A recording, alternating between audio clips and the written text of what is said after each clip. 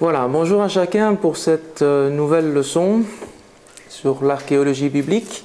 Et nous poursuivons en fait notre étude de notre personnage Noé et de l'extraordinaire aventure qu'il a vécue avec Dieu et dont nous découvrons seulement quelques détails aujourd'hui.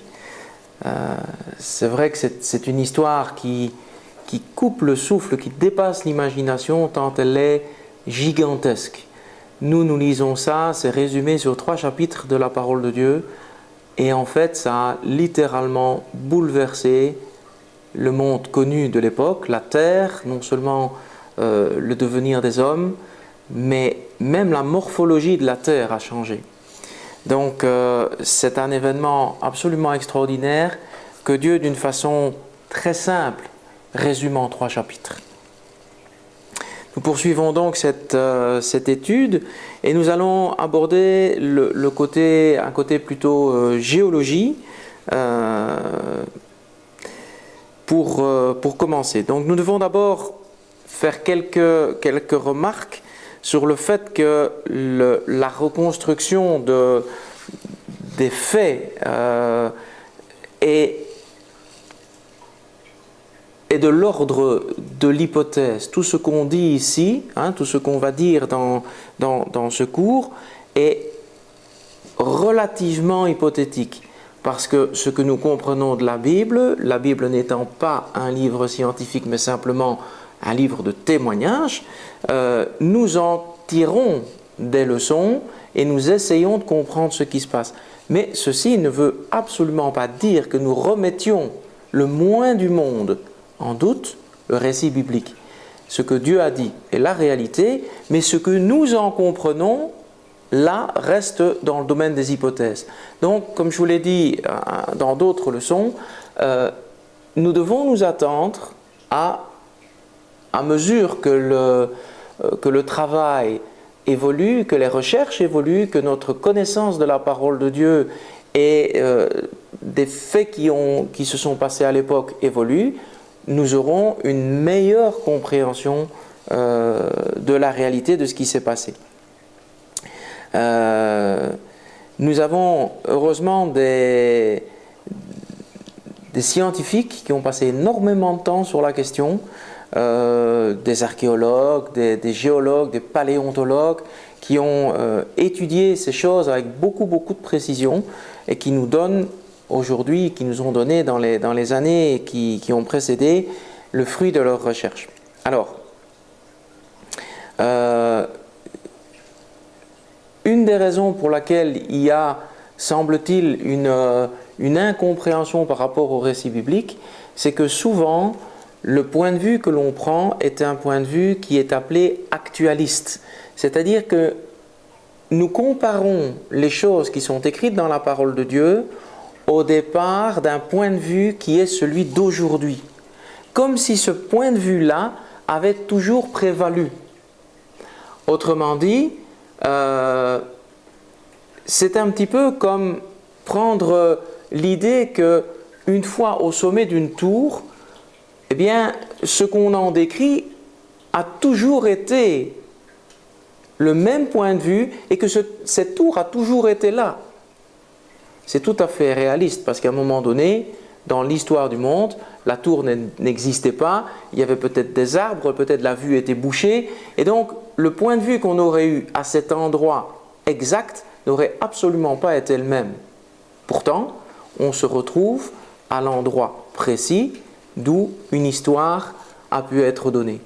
Donc le fait de prendre un point de vue actualiste et de juger d'une situation qui s'est passée il y a plusieurs milliers d'années ne peut que conduire à des interprétations erronées. Et donc ça, il faut en tenir compte. Donc, par exemple, certains géologues nous font remarquer que inconsciemment, nous pensons que les roches antédiluviennes étaient comparables aux nôtres. Et que donc, au départ de ce que nous connaissons aujourd'hui, nous pensons que ce devait être la même chose du temps de Noé, ce qui n'est absolument pas vrai. toutes les roches que nous connaissons aujourd'hui sont soit des roches ignées provenant du manteau ou de la base de la croûte terrestre, soit des roches métamorphiques.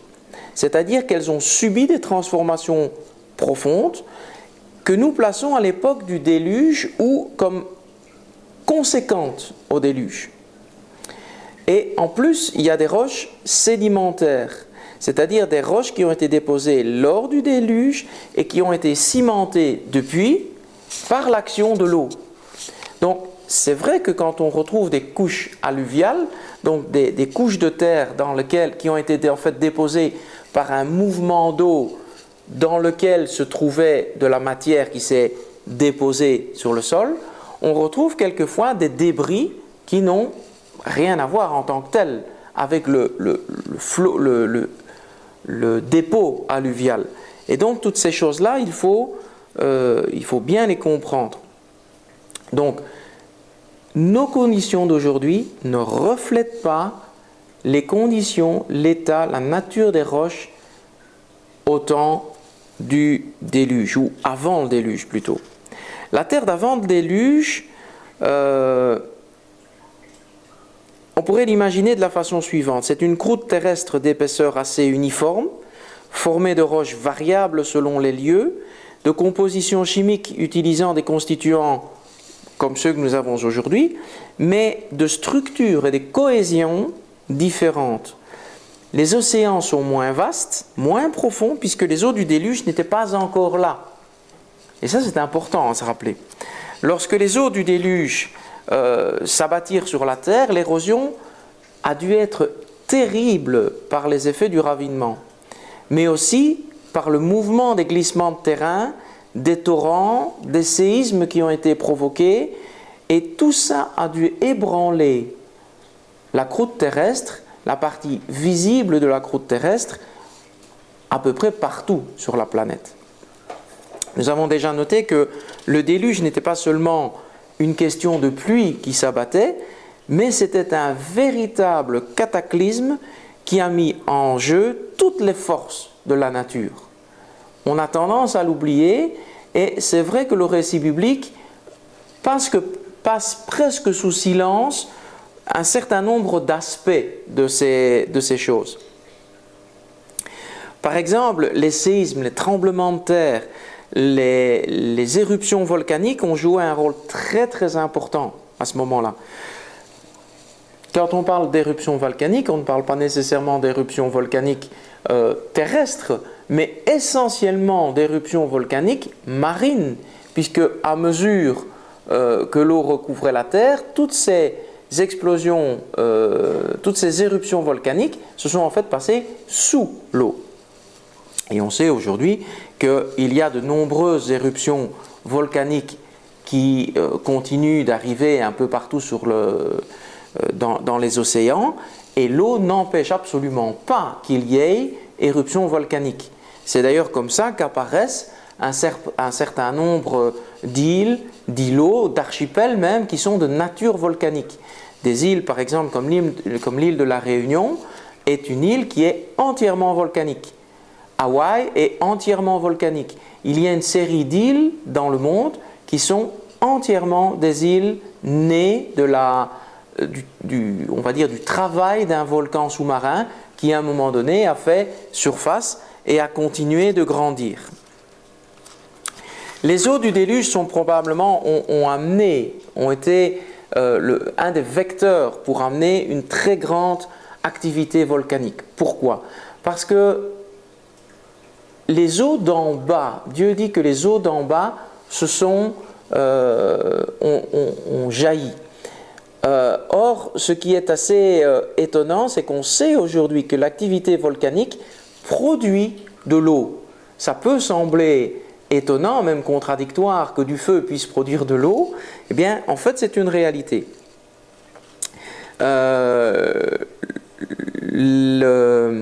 Les éruptions volcaniques ont renforcé l'action du déluge de deux façons bien distinctes.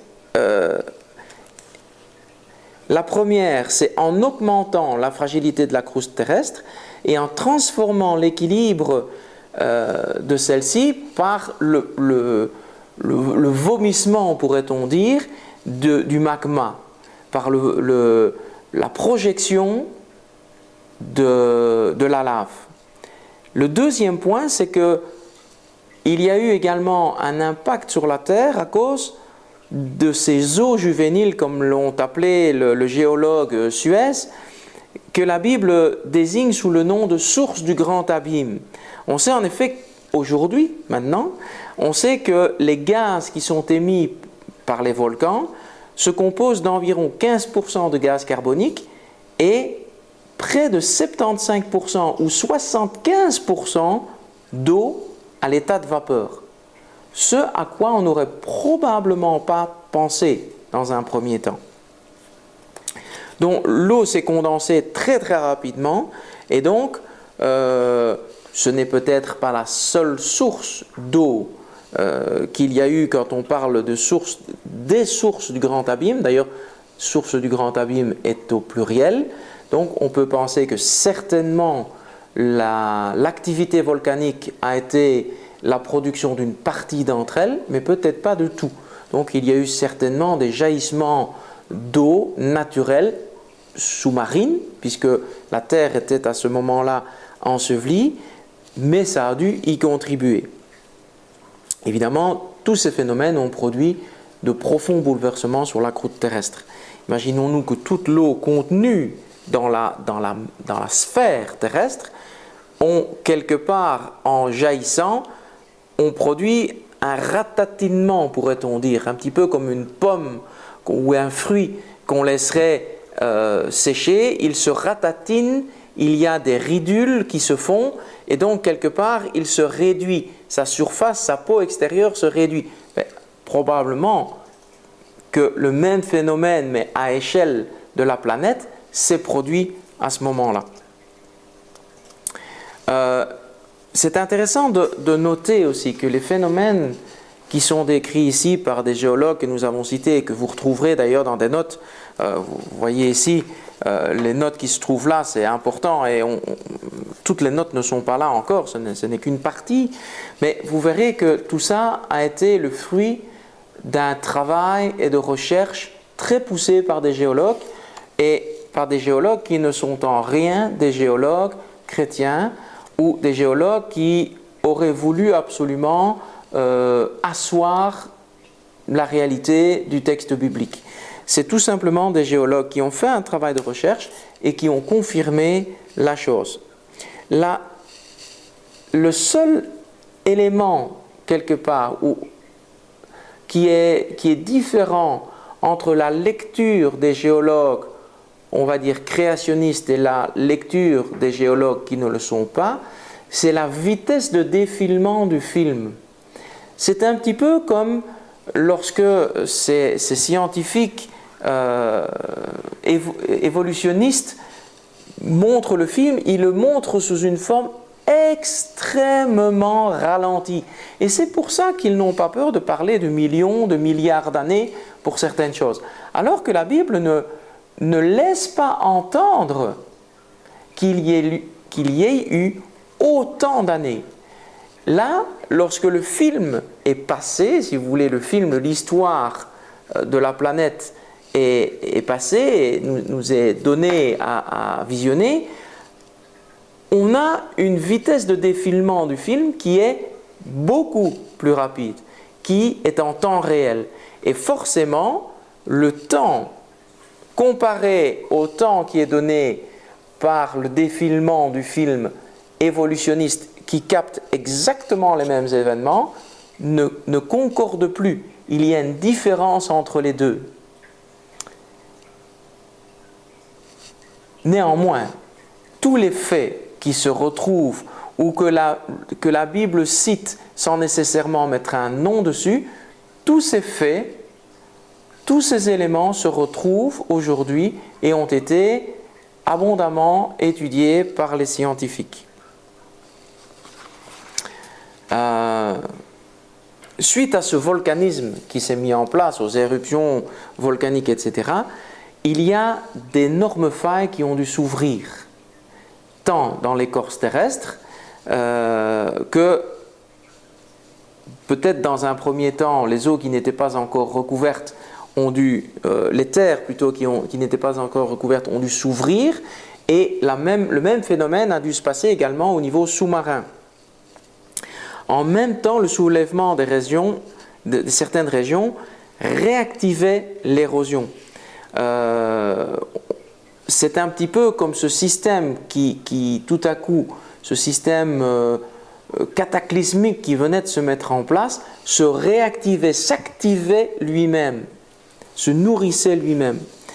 On voit et on comprend, et de nouveau ce sont des géologues qui expliquent le phénomène, des géologues comme M. Pomerol, entre autres, qui expliquent que les régions qui se sont retrouvées chargées de sédiments à cause du mouvement des eaux qui charriait évidemment d'énormes quantités de matière, que les régions donc surchargées de sédiments que les courants marins déposaient s'enfonçaient de plus en plus dans le sima.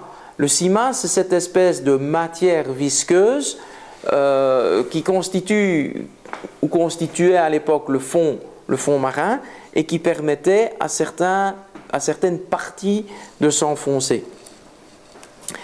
D'autres remontaient à la surface, du même fait que lorsque certaines parties étaient chargées, plus lourdes, s'enfonçaient dans cette partie visqueuse, d'autres, comme par comparaison, semblaient remonter.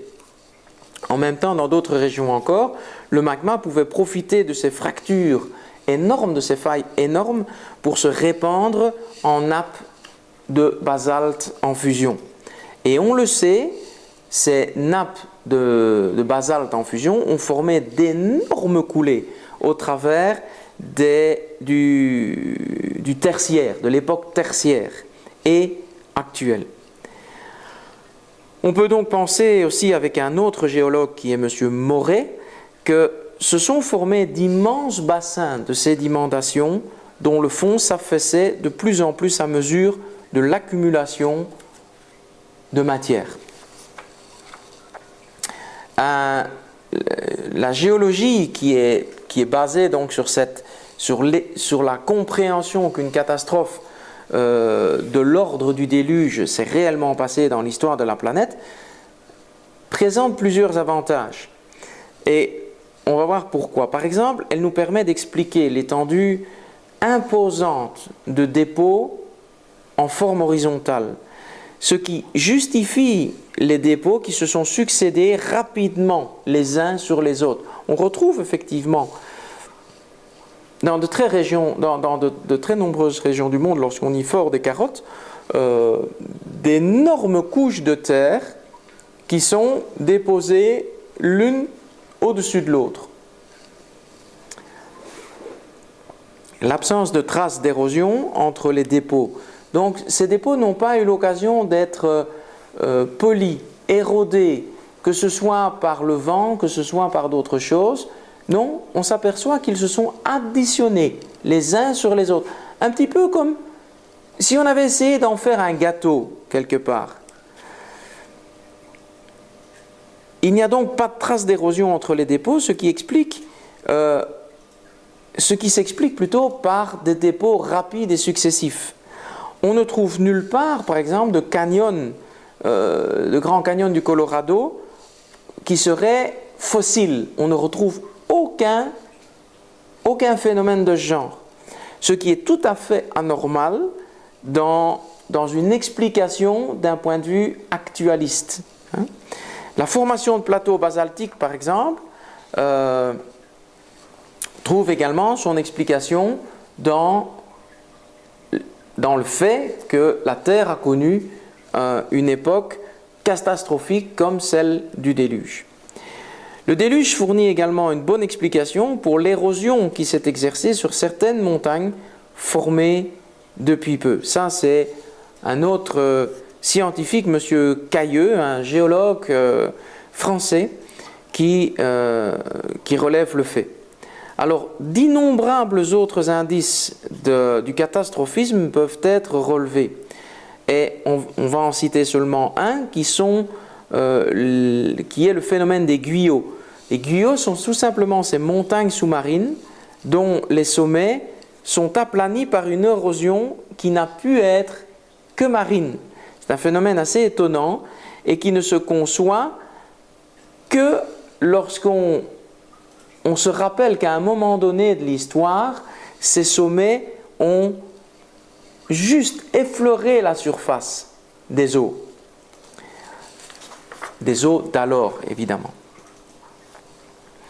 Un autre phénomène qui est très intéressant, c'est que en Mésopotamie, par exemple, on retrouve en plusieurs couches successives d'alluvions. Donc on sait par exemple qu'à cause de la situation géographique de cette région de Mésopotamie, toute la région était sujette à inondations, à crues. Et régulièrement, il y avait des inondations, donc des dépôts alluviaux dans la région des fleuves. Mais on retrouve effectivement ces dépôts, mais on en retrouve également dans d'autres régions dans lesquelles il n'y a pas de fleuve à proximité. Et ça, c'est intéressant. Ce n'est pas donc simplement un déluge particulièrement local auquel la Bible fait référence ici, mais bien, comme il le dit, un déluge universel. De nouveau, d'un point de vue géologique, on retrouve des traces d'un déluge universel. On a retrouvé des couches d'alluvions un peu partout sur la planète.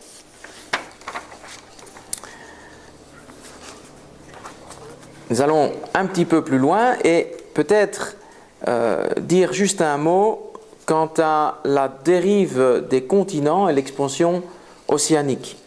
Nous avons fait remarquer au chapitre un peu avant qu'il y avait donc cette hypothèse de la dérive des continents. C'est vrai que la Bible ne parle pas de façon claire, spécifique de la chose, mais de nouveau, ça fait partie de cette explication qu'on peut en tirer, de cette explication conséquente au phénomène unique dans l'histoire de la Terre, qui est ce phénomène du déluge, qui, je vous le rappelle, n'est pas simplement une simple question de pluie diluvienne, mais de phénomènes qui ont concouru en même temps à transformer la face de la planète.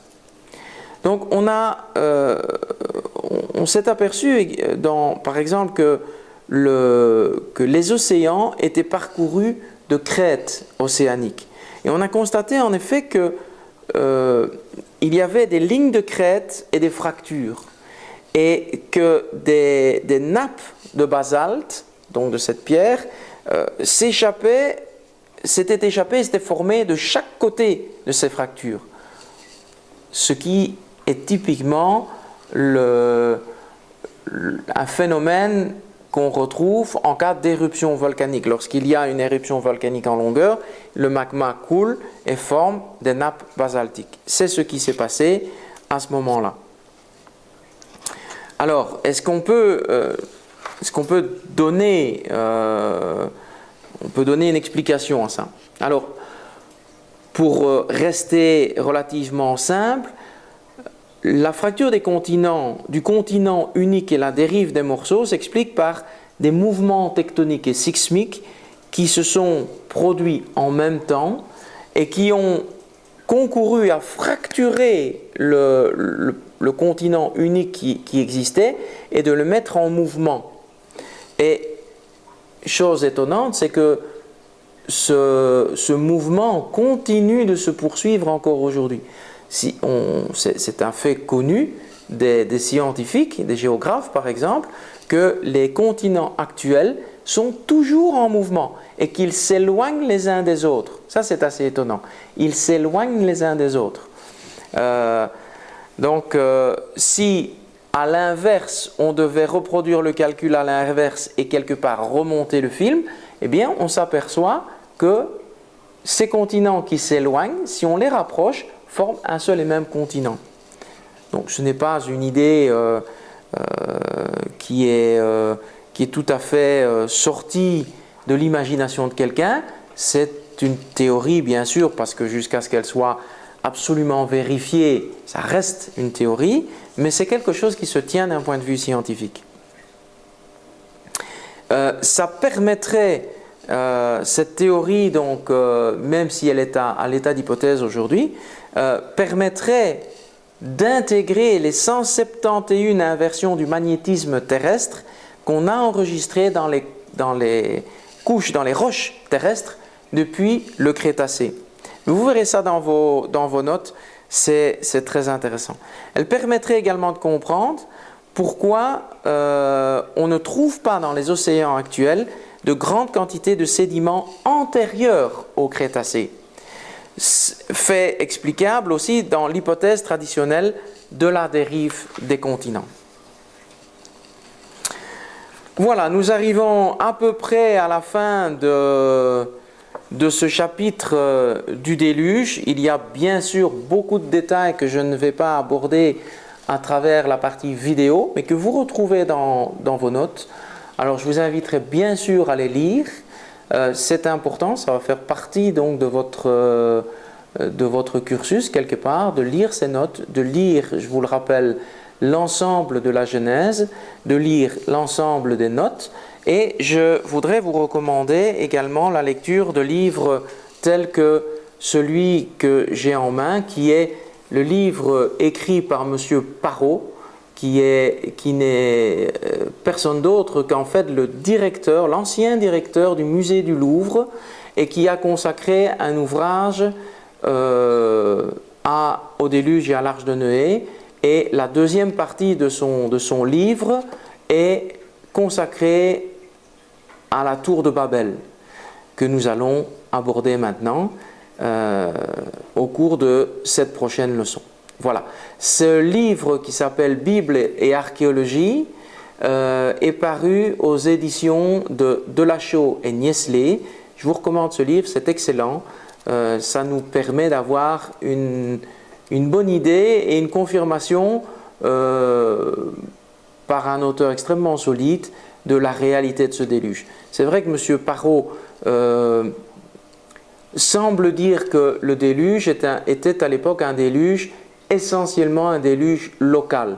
Mais néanmoins, c'est très intéressant, c'est en tout cas un bon commencement. Hein. C'est vrai qu'à l'époque où ce livre a été écrit, M. Parrot n'avait pas tous les éléments qu'on a aujourd'hui.